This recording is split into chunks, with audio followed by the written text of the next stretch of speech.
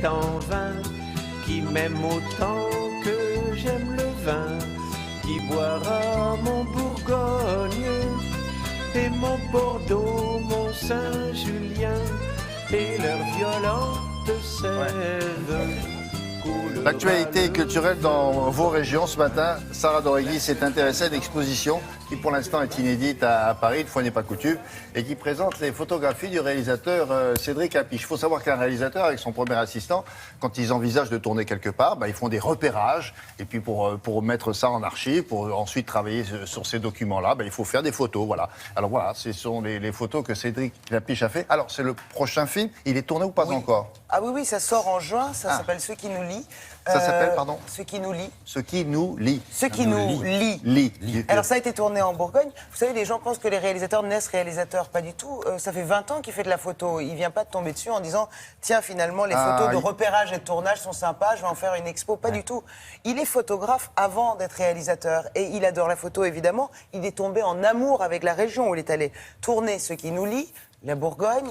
Il trouve que c'est formidable. Ça s'appelle... Alors, vous savez, c'est la nature humaine. La nature humaine. C'est ce qui l'intéresse, c'est la trace, l'empreinte de l'homme dans la nature. Comment l'homme, quand il ne gâche pas la nature, façonne la nature, la rend belle. Donc évidemment, c'est ces petites, voilà, c'est un agriculteur, quoi, par exemple, tout simplement. Savez, non, pardon, c'est trop simple. Ça, de portes en fer forgé, façonnées. Alors on se dit, tiens, l'homme est passé par là à fabriquer cette... Un forgeron est passé par là, dans la nature. Voilà, et puis ces vignes, là, ces pieds de vigne, ils ne sont pas comme ça au hasard, ça ne va pas pousser comme ça. L'homme est passé par là. Alors quand vous regardez, justement avec un appareil photo, vous zoomez, vous dézoomez, vous prenez un peu de distance et vous voyez qu'il y a toute une architecture magnifique à l'intérieur de cette nature qu'on pourrait croire sauvage. Pas du tout. Regardez. Voilà, tout ça pour une photo, quoi.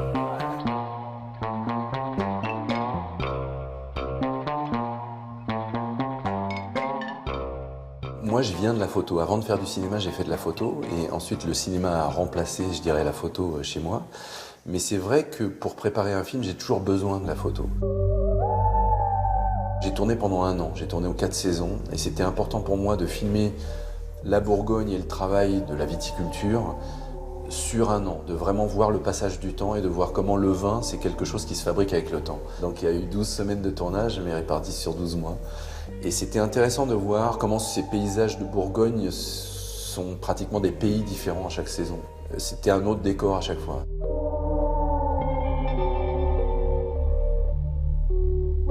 Pour ce film, Ceux qui nous lient, j'ai fait beaucoup de photos et en fait ce thème de la nature humaine, c'est de réaliser que finalement en Bourgogne et dans beaucoup de régions viticoles, la nature elle est très humanisée. Les paysages naturels sont façonnés par l'homme.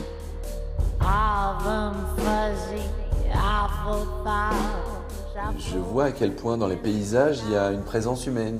Un domaine viticole, ça appartient à quelqu'un, c'est labouré par quelqu'un, c'est aligné, les vignes sont alignées. Et du coup, on sent l'être humain et on sent l'individu par le paysage ou par les murs ou par les couleurs. Il y a plein de choses qui font que l'être humain s'imprime dans un paysage. La Bourgogne, c'est fort pour ça, parce qu'on sent le poids du passé, on sent le mélange entre des choses très modernes, très techniques, avec des choses très anciennes. Donc très rapidement, il y a des histoires qu'on voit, c'est pas des histoires qu'on raconte, c'est des histoires qui sont imprimées dans le paysage. Ça fait partie de mon travail de réalisateur, d'observer les choses, de voir que très bizarrement, quand on rentre à l'intérieur des maisons, il y a des fleurs au mur. Et du coup, quand on montre le rapport d'un extérieur avec un intérieur, il y a des fleurs dehors, il y a des fleurs à l'intérieur. Ça raconte un peu ce qu'est la France aussi sur la tradition.